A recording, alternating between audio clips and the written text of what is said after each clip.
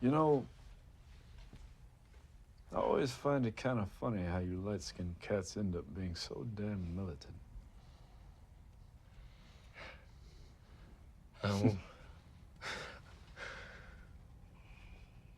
What do you mean? Well, you are yellow as the sun.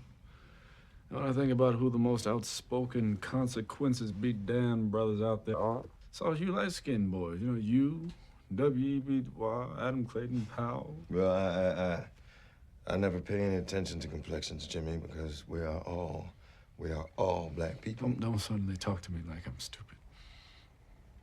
You know we are all far from the same. When the white folks ain't around, you see the light-skinned girls gather together in one corner, all the dark-skinned girls gather in the other, and you know, coming up, light-skinned cats get it harder from black people sometimes than they do from the white people. What are you trying to say? I just wonder if all this pushing and hardline this and hardline that is really about trying to prove something to white people, or Malcolm, is it about trying to prove something to black people?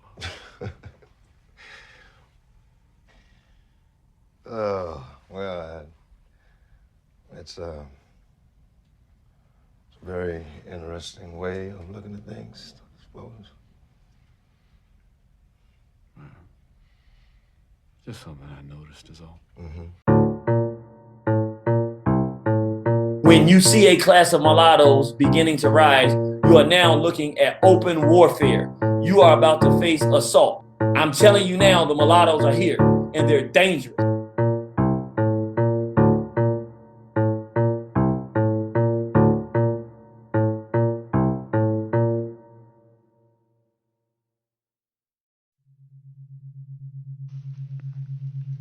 Now, in my last video, I talked about my experiences in the white community following the rise of racial tensions after 2016 and the increase in hostility towards black and white people like myself. After spending many months and countless hours arguing with white nationalists, I started to spend more and more time on the black side of YouTube. Not that I didn't already, but to the point where I would say the majority of the spaces I frequented online were black spaces. However, I noticed a similar pattern was arising. There was a sudden influx of hotep, black nationalist, black feminist, and colorism channels. There was an endless slew of videos declaring that biracial people were not black, how we culture appropriate, how we benefit from white privilege, that the black spaces should be reserved for fully black people only, and that we were the cause of all black people's problems, including the destruction of black civilization historically and until this very day. I even seen FBA Tariq Nasheed trying to teach that the mulattoes were the cause for like slavery in America. That was the mulattoes that sold the slaves, not the Africans. This whole idea of creating a mulatto caste is designed to create a buffer between the whites and the blacks. You give more privileges to this mulatto caste. Even Chancellor Williams, in his book, he was claiming that due to a biracial population which came about from Greek mixing with the indigenous African population there, it rose up another army which fought against their African mothers and fathers. In Africa, when the Europeans came in, the Portuguese would mate with the Africans, and their offspring would be called Lancados. And the Lancados were the offspring of African and Europeans. And what happened was the Lancados, the mixed offspring of the Europeans and the Africans, they became slave traders themselves because, again, a lot of biracial children would take on the ideology of the father. So whenever you see people talk about, well, Africans sold other Africans, this is really who they're talking about. The overarching narrative is very similar to the white nationalist conspiracy theories regarding the Jays, except replacing the Jays with mulattoes. Extending that theory that, of course, we've been planted by white people to destroy black people. In addition to this, I've also seen a lot of like fake biracial channels where it's obvious they're coming from a black nationalist perspective, but trying to make it look like they're on our side. Trying to help us identify with both parts of ourselves. But it's really because they hate us, just want us to get out. It's not the real reason. And in many of these spaces, even light-skinned black people are rejected. No matter how friendly, informative, and even helpful I was, it always got interpreted as being suspect. Right? I heard many direct, indirect messages implying that I don't belong. Like, they'd say, they don't need interlocutors or translators when nobody's saying that. Or I was told I couldn't simply be in black spaces and be black, but must be using my so-called privilege to my disadvantage and to the advantage of black people. Many people mistake this indentured servitude as a temporary affair, but there's no actual ending to this servitude, so it's like a permanent affair. That is, as a black-white biracial, you could never fully participate in blackness, as you have to still participate as a kind of slave who's like making up for some crime that you didn't do, right? And they see you as deserving to have to do that.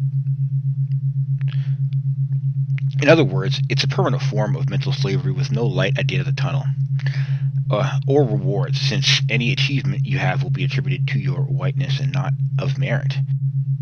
The plan is to breed us back into blackness anyways, where we would cease to exist.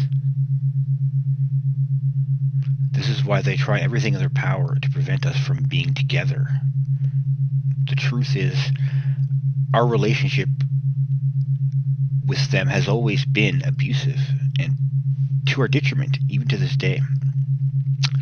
When white people seen the advancement and progress of mulatto people, they became threatened and created the one-drop rule in the first place, and Jim Crow, to force us into sharing a space that they knew would be dangerous for us and lead to our demise, right? Especially through like just being bred out. You might even see it as a kind of like genocide. There has been many atrocities by black people on mulatto people throughout history, but because mulatto history is studied under black African history or black history, it has been heavily blackwashed. A lot of our history is erased or hidden by relabeling us in different ways. Sometimes we're people of color, sometimes we're black, sometimes we're mulatto, but everything has been retold in a way to see us as dangerous, or that we ought not have any pride in ourselves, or and any kind of achievement we've ever had is attributed to whiteness or some kind of privilege, or it had some malevolent purpose. It could never simply be that we did something and we can feel good about it. They always like to let us know that we're unwanted anywhere else, almost as if you're stuck with our abuse. You have to just take this. You can't. Don't try to do better, right? Because any kind of doing better is somehow being more white. Think of it. It's considered colorism to prefer people that look like ourselves. Just for us, though. Nobody else. Think about that. Think that's a coincidence? I think not. So, on this channel, I will be, on top of all the other things I said I would do, and I will do, uncovering lost mulatto history from everywhere.